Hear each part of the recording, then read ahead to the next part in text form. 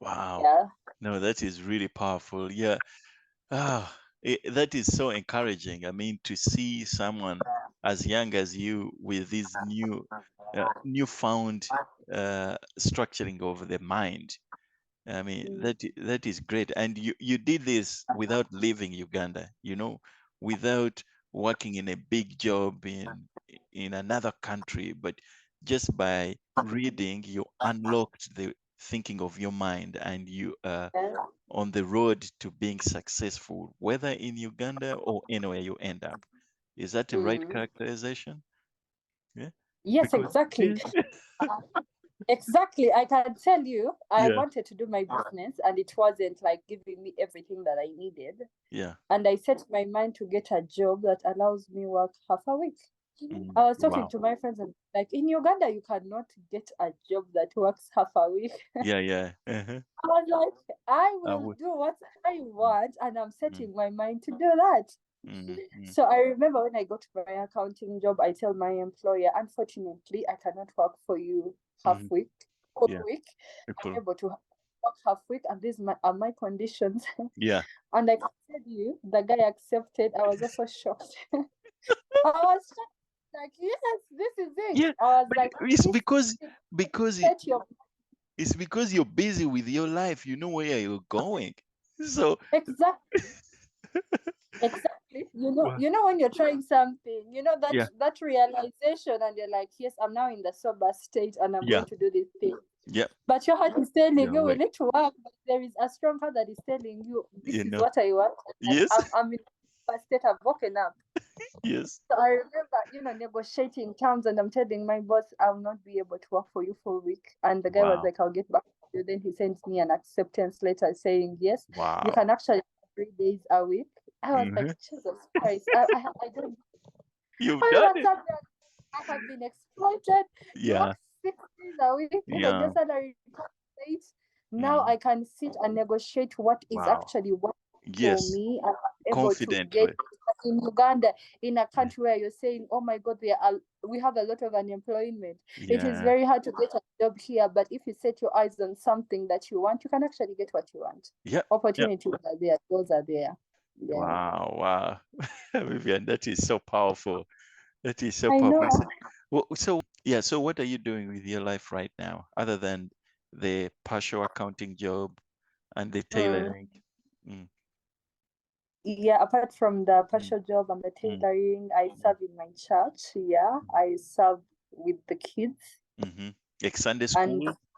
yeah, like Sunday school. Okay. Yeah, and I'm so glad to be given an opportunity of raising the next generation. Mm-hmm. I get an opportunity of feeding them these ideas Yeah. Yeah. which are out of my syllabus of Sunday school, but I'm so happy that I get an opportunity of telling them what their role is in this Yeah. country and they can sober up. Yeah, Mm, apart from that, yeah, I do mm, some little bit of the youth leadership. Yeah, that's mm. all that I So do. yeah. So tell me about like in Uganda, when you talk about all these motivational speakers and a lot of talk about mindset change, all these things, Hmm. is it more like it's a business? You know, people have speaking engagements and they ask for money, or it's just is the thing to do, so the government just promotes these things. What is it? Uh, Most motivation speakers is a business, like uh, you pay them to speak. Yeah. yeah, yeah, Even as youth leaders, sometimes we are paid to speak. yeah. To So see. sometimes, okay, most of the times it Hmm. comes with money. Yeah, yeah. But okay, why people feel like motivation speakers, especially in Uganda, don't speak well to them is Mm. this is an individual that is just a public speaker that did not go through the things that he's Yeah, trying to that is talk about. talking. Yeah, it's not So practical. someone tell you about business, but they have never started up a business. All they know is to speak. Mm, Yeah, mm, I remember when this guy of Sky's Resort, the Sky's yes. Hotel, Oh, Bitature got Bitature issues. Patrick. Yeah. Mm, Yeah, got issues with the banks, and mm. guys were saying now the only motivation speaker that we know who said, "Oh, you're broke because you don't want to think."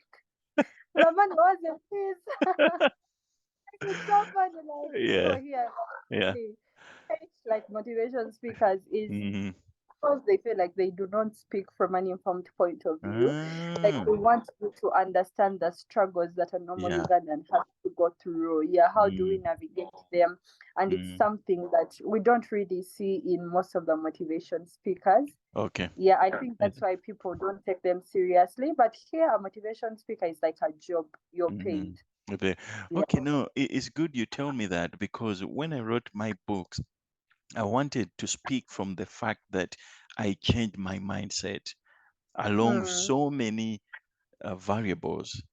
Yeah, ever since I was a young boy, through boarding school, through going to the US, and uh, my father died when I was a young boy, and I always did not have money at school, but like going through school and you are always feeling like you're inferior or not enough, and then going to America and then you're an African, and so you always feel you don't belong. But I changed all those in my mind to the point where I started succeeding a lot or being very comfortable with things and going around the world. And then I realized all these things are because there are those specific steps where I looked at this issue and that issue and that issue, and I was like, I want to change them within my mm, mind. And it was a struggle.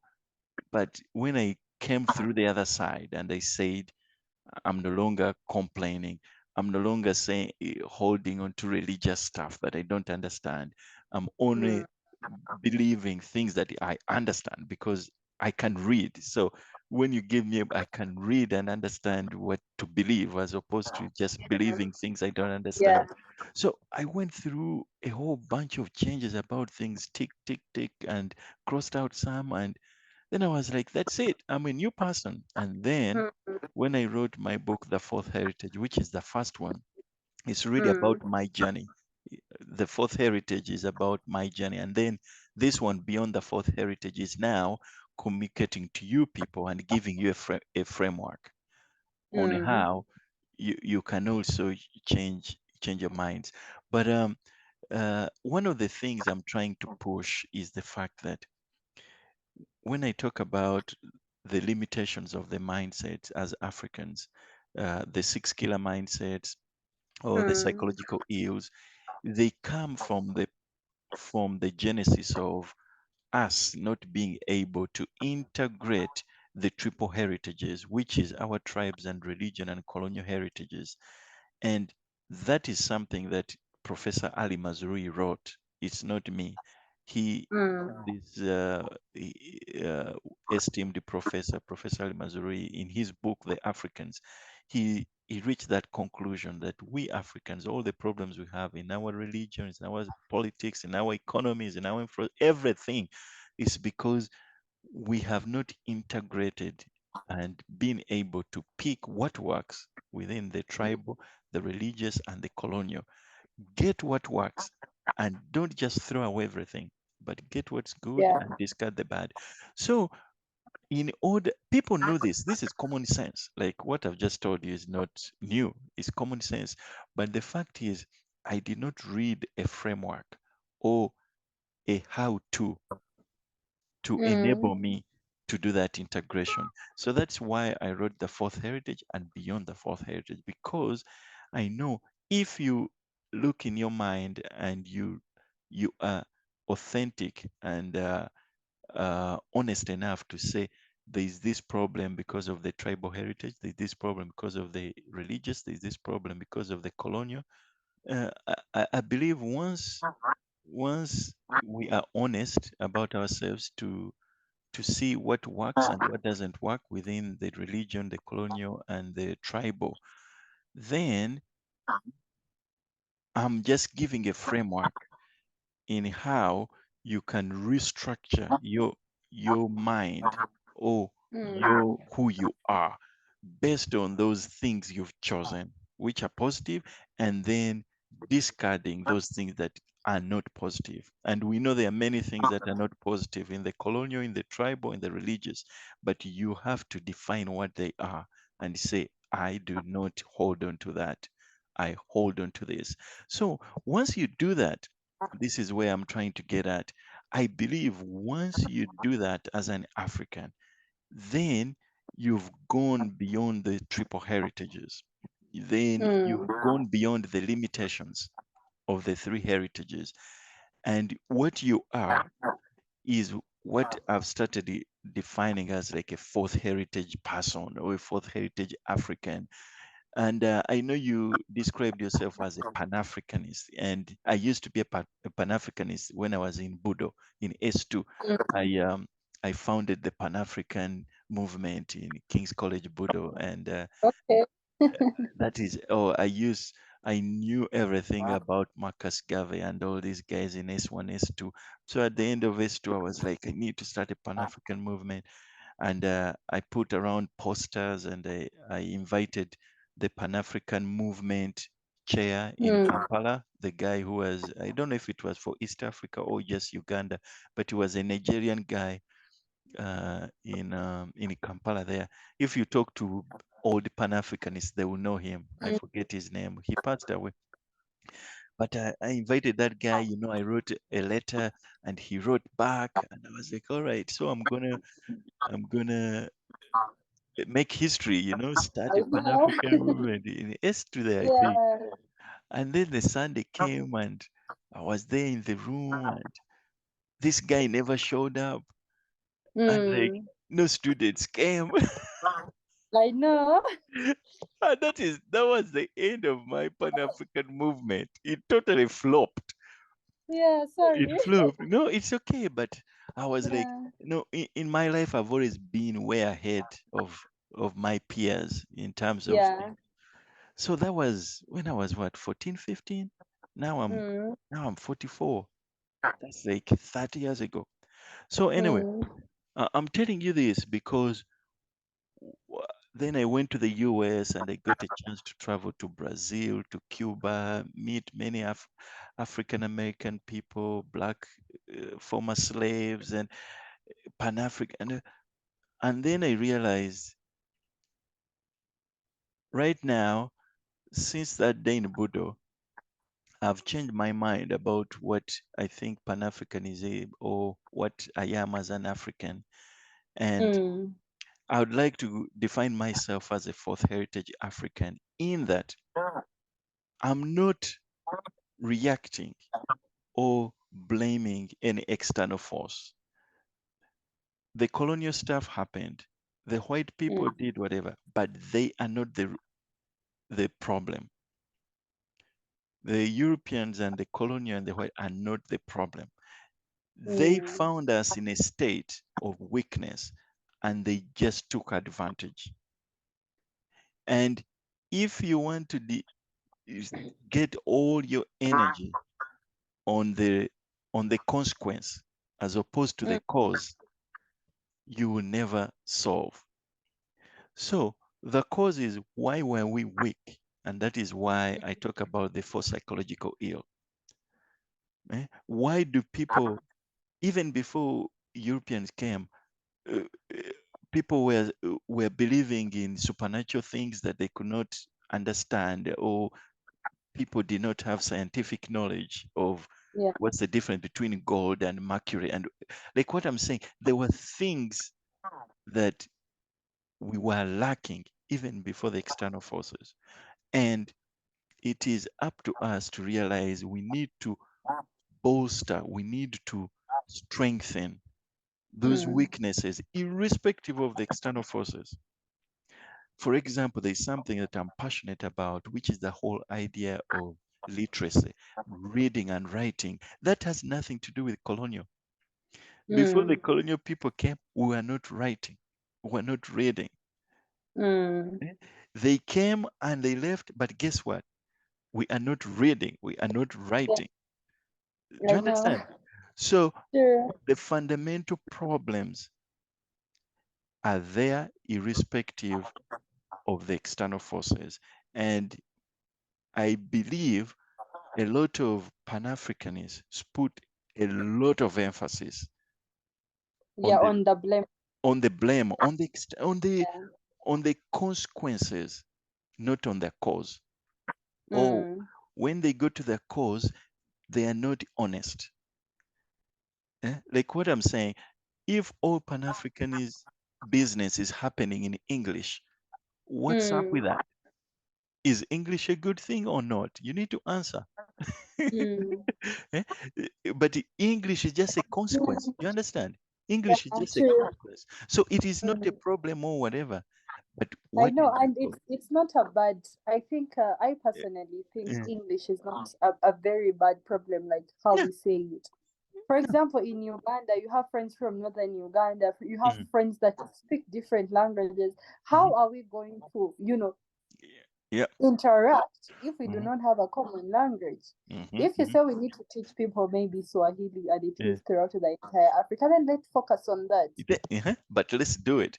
Let's Don't focus just on that. Is everyone able to speak good Swahili? Then let's use Swahili. yeah, But yeah. whatever media of communication that is available and is understood by everyone, then we shall use that. Yeah. That is true. Yeah, no. So now I define myself as a fourth heritage African, and over the next Mm. 4, 5, 10 years, I want to expound what that means. But Yeah. that is the first frame of thinking I've come Mm. around, which critiques the tribe at the same way it critiques the colonial. Because no Mm. one, people just want to say our tribes were perfect. Hell no. Mm. There's nothing about tribal heritage that was perfect. But because we don't want to be intellectually honest, Yeah. so we forget about the things that were keeping us behind in the tribal heritage, and then Mm. want to spend all our energy in the about the colonial things that were keeping us behind. But we need to look at all three at the same with the Fine. same Mm. lens, and that is what I'm about. I read a lot about religion. I know my tribal thing. I'm in Yeah. England, so this is as colonial as it gets. And out of these three, there are Mm. negatives that I can tell you that does not define me. That does Mm. not define me. And the positives, the way I put them together, like if I were to say to a Pan-Africanist, oh, this English is the first language I'm teaching my daughter, they might think that's a negative thing, or they might Mm. think I'm a sellout. Eh? I know.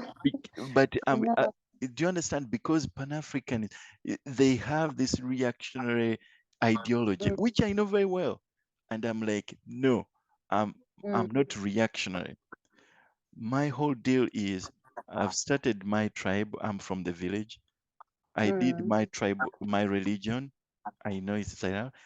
I know the colonial thing. And as a person who is gonna die in 50 or 60 years, Mm. the only way I can maximize my value on this earth is by Mm. writing these books and leaving my daughter a set of knowledge which she can get to as quick as she can learn how to read. And Mm. some of us spent 10 years without knowing how to read. I Eh? know. 10, 11. So we're already Mm.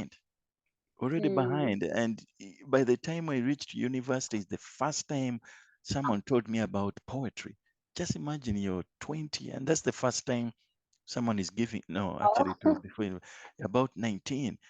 I was way Yeah. behind. Mm. And it's not a matter of colonialism, it's the fact that you have to have a written language. And as early Mm. as 3, 4, you need to be in the writing culture. eh? And if you do it from 3, 4, by the time you're 10, you are Mm. literate. Yeah. And because you're literate, from your 11 to 20, you will be grasping concepts that I people know. that are not literate will just be saying angazi, or they will just be laughing. And Mm. that is And I know you also don't find it hard to read things. no, I I know people right now find it very hard to read things because yeah, they didn't grow up in the they're not culture of. literate. Yeah, it's foreign. You find members of parliament that you Mhm, don't know the constitution and you're like you're a mm, legislator. How can you not? They because do it's not want to foreign. read. I think they start reading and they can't read because if you Mhm, look at the debate in our parliament and You feel like crying, and we were Yeah. talking with my friend. This is something I wanted to share with you. Uh-huh. In your book about the external dilemma, but Mm-hmm. I think you did not point on it very well. Mm-hmm. In Africa right now, we have this, I'm going to call it the victim mentality, like how you Mm-hmm. call it, Mm-hmm. of there is a war against Africa. We call Mm-hmm. it a war against Africa. Mm-hmm. And people are saying the Western countries are going to make sure that as Africa we do not succeed or we Uh-huh. don't reach our full potential. Uh-huh. And maybe they have reasons that might look valid or not valid. People are saying the Europeans are actually forging a war on Africa. Uh-huh. They do not want us to be stable. They Uh-huh. still want us to be colonized. Even when we try to organize, Eh. a lot of the young people are stuck into that, and they're like, Wow. we have Wow. nothing. There is a stronger power that is actually, raging out against Africa, and they do not want to see us organized and all of that. And Mm. I was thinking, how do we go about it? Because So then to come to your second point about external dilemma, all these things. Actually, this is something I've also thought about very deeply, and I've written about it. And there's something I just want to do. The way I think about it is, if you this is a big problem. The way you mentioned it is a big problem, and since it's a big problem, you have to handle it in a big way. You have to strategize. eh? You know, you see like how the Chinese strategized to be strong. In mm, 1940s, 1950s, they were third world country. And then they realized, oh, the Europeans have technology, they have all this, they have all this. They were like, within 15 years, within 50 years, we need to catch up with them. What do we do? Let us be an industrial powerhouse. So mm, everything was about keep quiet, let us just make things. mm. And now they are ready. After 50 years, they are ready to face anyone, and they're going to And win. They're going to they win. are. Yeah. I So, have their Chinese what yen is, becoming a huh? global Yeah, currency. yeah. But what I'm saying, that happened in 1949, 1950s. They knew these problems about their society. And they are Mm, like, we don't have the technology, we don't have anything. What can we do? Let us manufacture.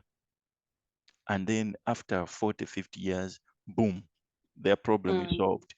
So what I'm saying, we have our problem. And for me, the way I see it, I kid you not, if you go to my website, I wrote, there's a 10-page paper there, which I call Mind Shift 2090.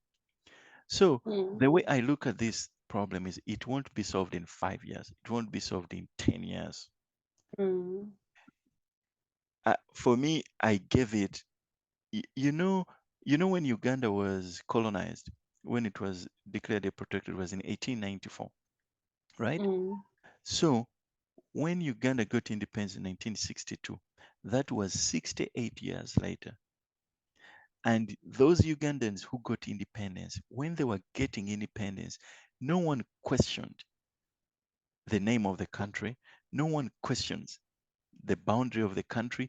No one questioned the, mm. like what I'm saying, since the British declared in 1894 until 1962 independence, they had changed our psychology and our identity so deep that in 62 people were just clapping that, oh, Mm, you British just like there was no original thought about how do we organize ourselves without the colonial structure.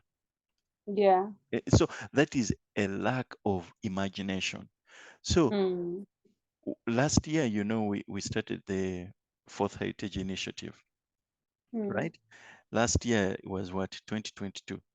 So in my paper, I said in the same timeline as we were colonized, 68 years.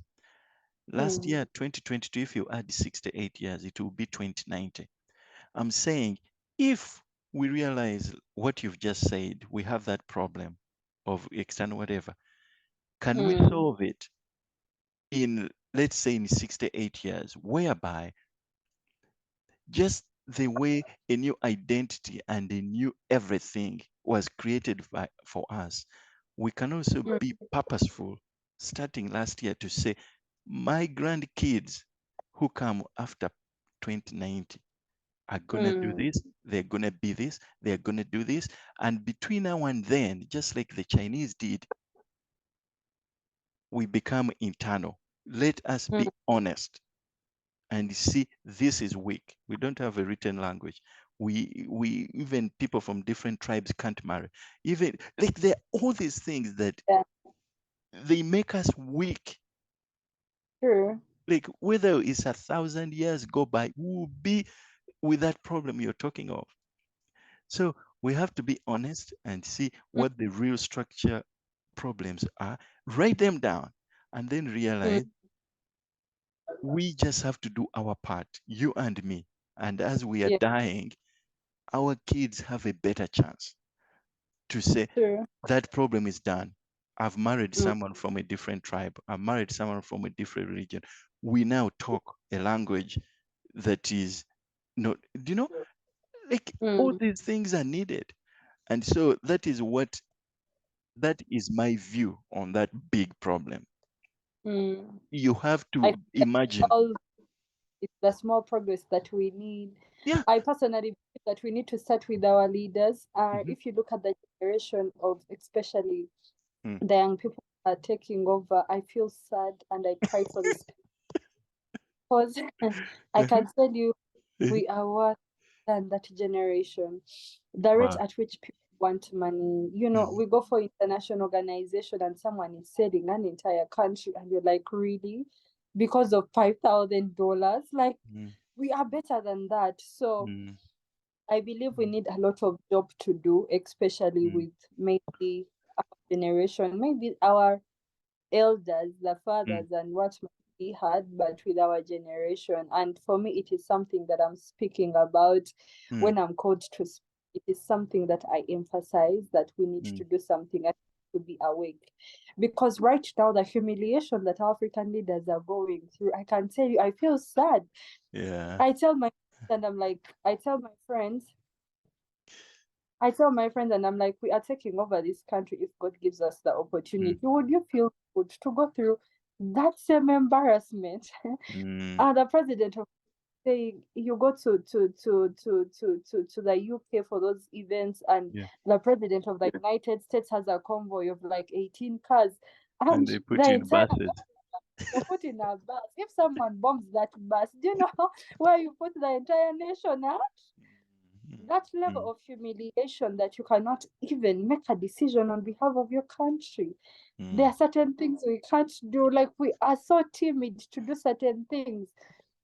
And I Mm. tell my fellows that we need to start now. We need Mm. to start now to build the country that we want. But like how Mm. in your book you said Mm. that heroes are not those people, they are not only those people that did heroic acts, but Mm. it's a combination of new ideas, Oh, new new development. imaginations. Yeah, new Yeah, ideas. Yeah.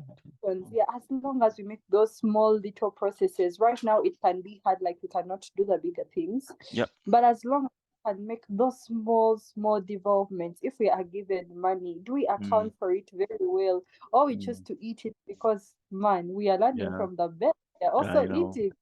I Say, know. The how big young man people, is eating. yeah, the big man is eating. That's how it is. You understand? Yeah, So yeah.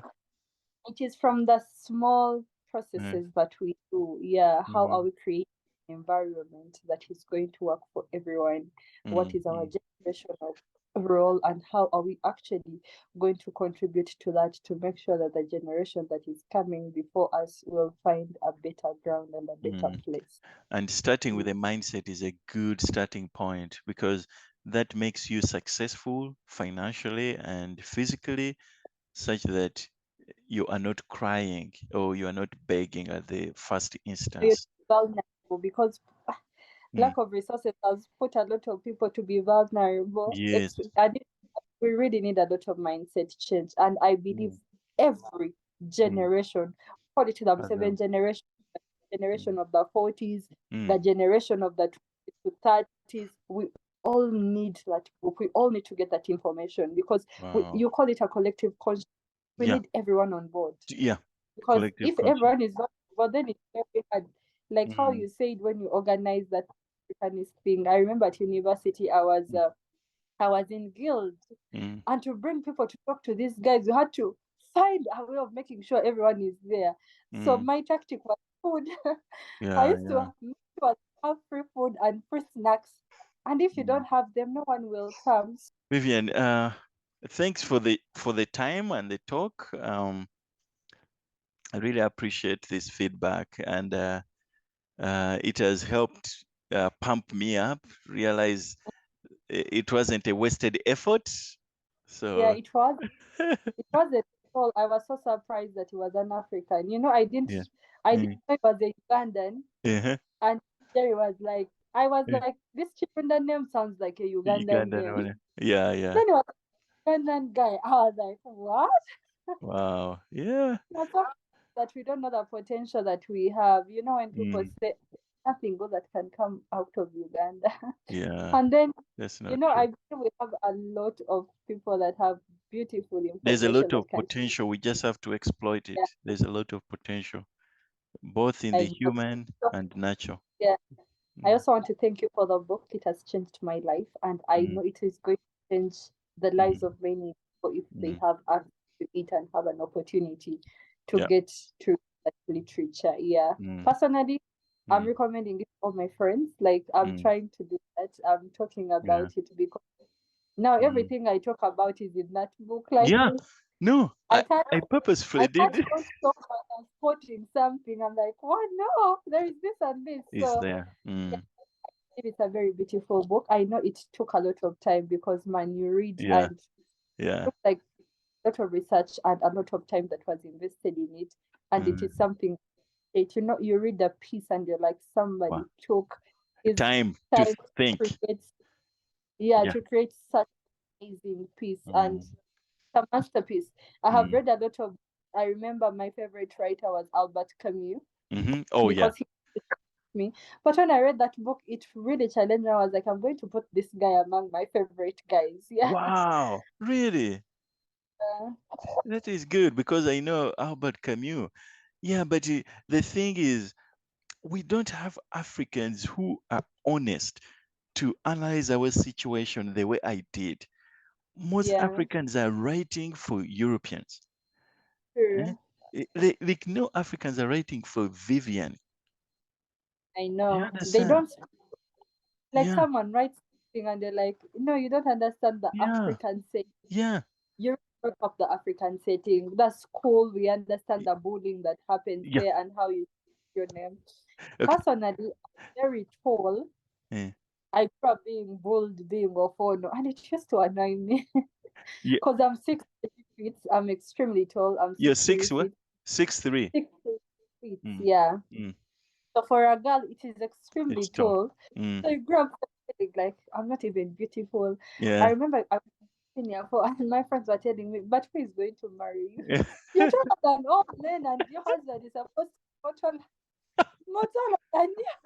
I Yeah. was like, Jesus, I even never thought about it. And I'm Yeah. a kind of a person who loved wearing heels, but Yeah. because I was so tall, and people used to, intimidate me about my height, I used not to. But when I read that book, I can You tell you re- all the I go to, I put on my heels, and if you're and you not don't care. comfortable, it's okay with you. And when people get to know that you're comfortable with yourself and you love Yeah. yourself, They they they accept you the accept way you. you are.